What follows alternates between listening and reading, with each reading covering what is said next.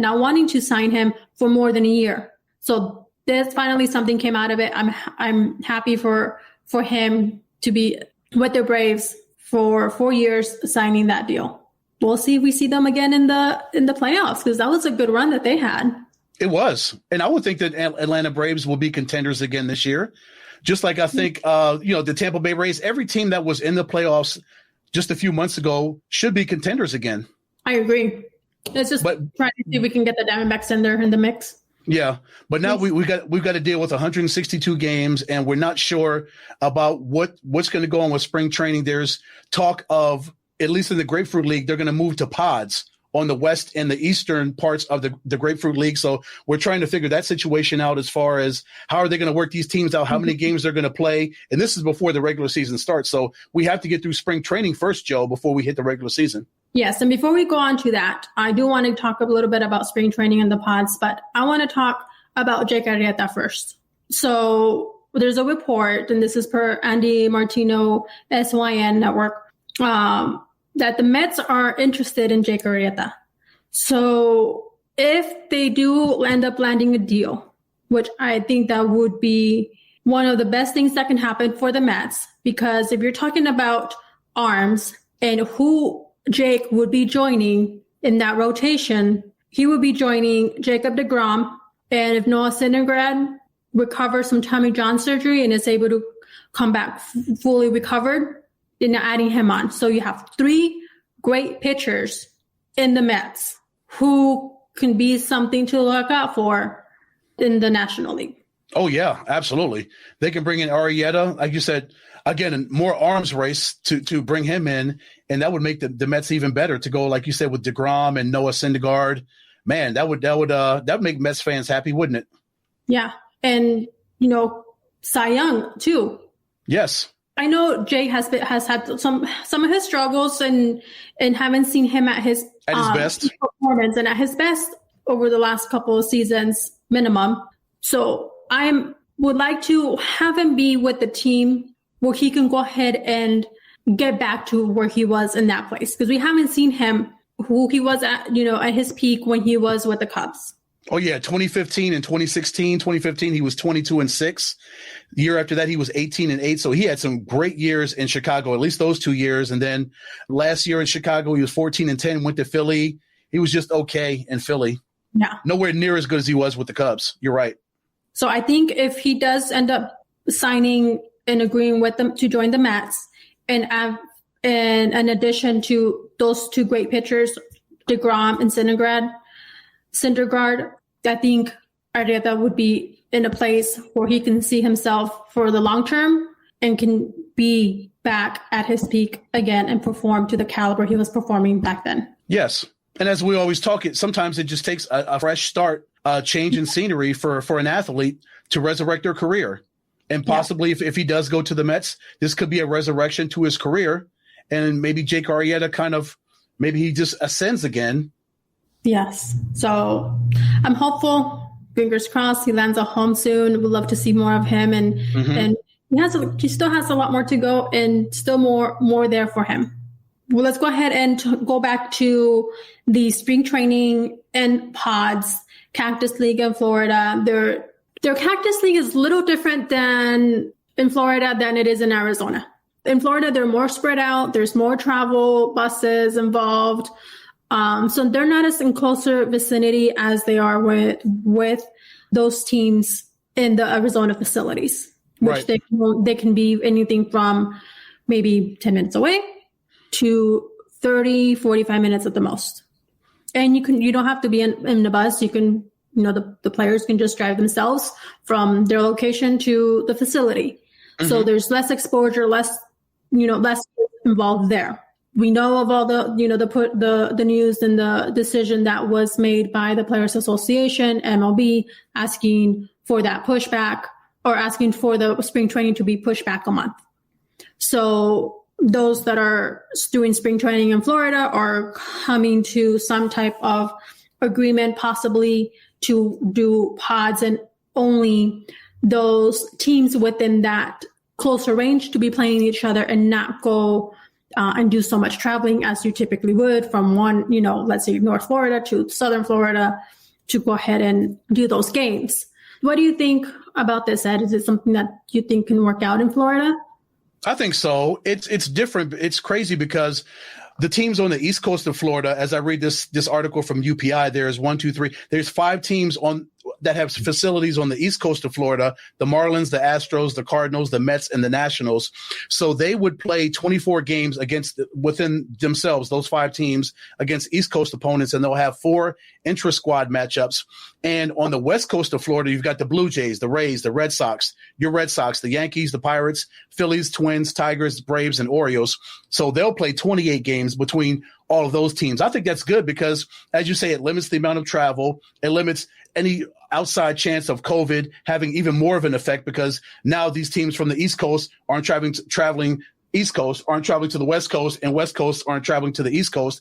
Everything stays centralized within a region, and that gives Major League Baseball and all these players and staff members and teams, it'll keep them that much safer because it limits the amount of travel. You don't have to get on buses and drive so far. Like you said, Joe, everything is centralized in a pod, and all these teams play each other here, and all these teams play each other on the East and West Coast.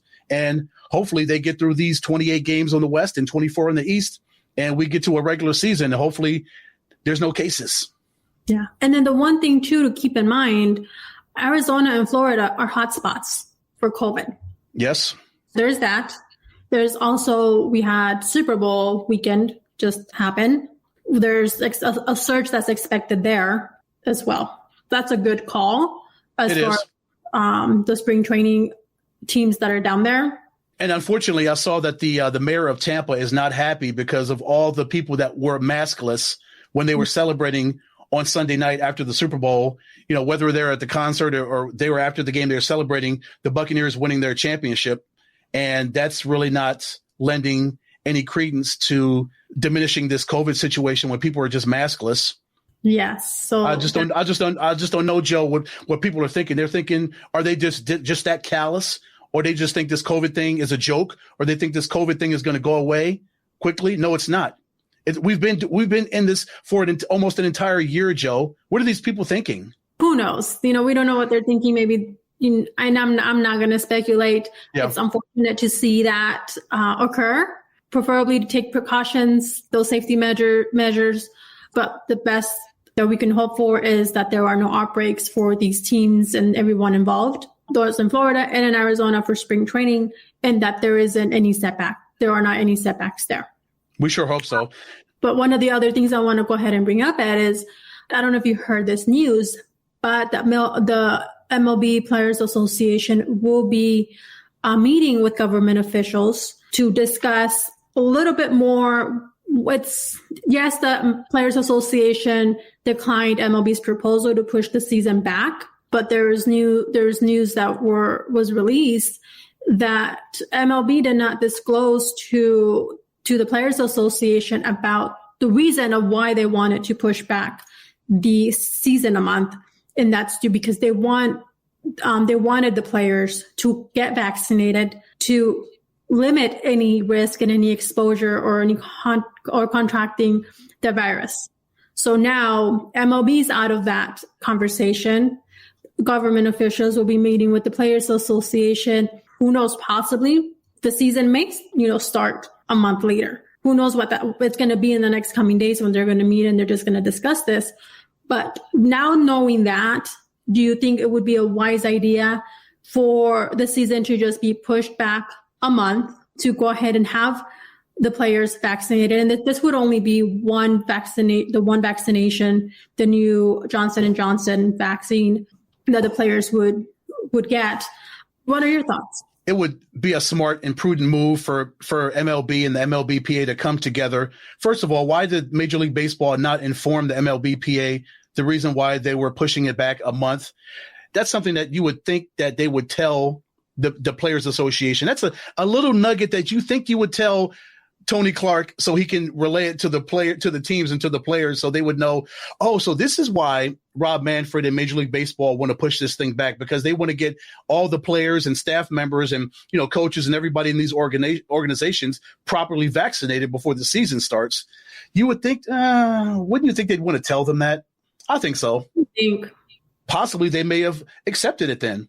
Yeah, I think so. I think they would have. Because like we had talked, was it last show or the show before that, where there were unknowns in that proposal that MLB took to the Players Association. And that's the unknown.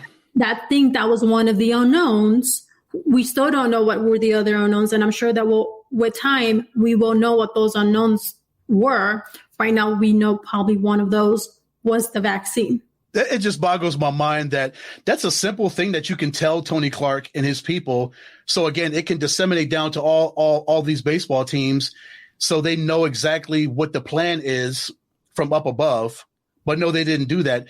It's not like they were hiding a secret. It's not like it was a terrible secret that Major League Baseball didn't want them to know. This is something that can benefit the game. This can benefit the players and the coaches and everybody that works for all of these baseball teams. Why would you not want to have them know this information? It's of benefit to Major League Baseball.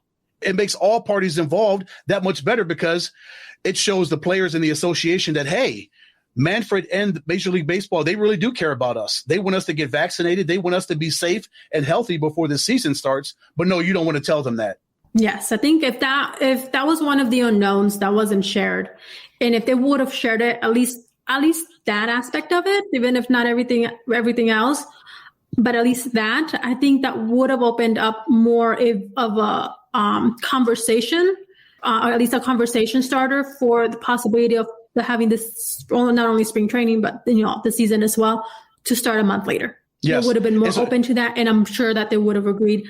Yes, it's their health you're talking about. Not only theirs, but everyone's involved in their families and safeties, the fans, everyone involved. And Joanna, so this is going up to the Biden administration. This is how high this is going. Mm-hmm. So this is serious. Yes. Mm-hmm. So now with MLB not being involved in those conversations with government officials and the Players Association, we talked about the relationship, how strained that relationship is now, even more. I think it makes it worse now, Joe. I would think that the players and the union are thinking, oh, they're really sneaky now. Why would they sneak behind our backs and not tell us about this and tell us the ultimate reason why they want to push baseball back a month? This is not something difficult that they can't tell Clark and his people. It's not hard. You want to have the communication. This is the business that you and I are in. We're in the communications business. They're ultimately in the business of playing a sport of baseball. When you've got all these teams around the country and hundreds of people working for all these franchises, you have to communicate with them. You have to tell them what you want to do. Otherwise, they don't know. And now you're in the situation that you're in because you don't communicate with them. Yeah. I think I said everything I had to say, and you as well. There's nothing more I can say on this. Hey, Joe, how about those baseballs? How about those changes in baseballs, huh? Let's talk about that. I don't know how I feel about that. I don't like it. I think it's dumb. Okay, here's the thing. So let's fill our listeners in. MLB is changing the baseballs to, get this, reduce home rate fluctuation. So they're planning on these changes. When are they going to take effect? What exactly they're gonna change in the baseball? That's still to be known. But the reason behind it, because they don't want to see the home runs. But fans do. That's what we want to see. We want to see those balls leave the yard. Is that what it's about? Seeing those, the batters come up to the plate and hit those bombs away? Yeah, Joe, refresh my memory, but isn't a major part of the All-Star game? It's called the Home Run Derby, right? Isn't that one of the events that they usually have every year in the All-Star game? Is that me or is that true? Do they have a Home Run Derby every year? Yes. And aren't fans and do those stadiums not fill up just for that Home Run Derby for that event? Every year. Every year. Get this. So here's the communication and some details that were released per report. In an effort to center the ball with the specification range for COR and CCOR, Rawlings produced a number of baseballs from late 2019 through early 2020 that loosened the tension of the first wool winding. A memo from the Office of the Commissioner reads, explaining that this change had two effects: reducing the weight of the ball by less than 1/10 of an ounce, and also a slight decrease in the bounciness of the ball as measured by the COR and CCOR. So in other words, the new ball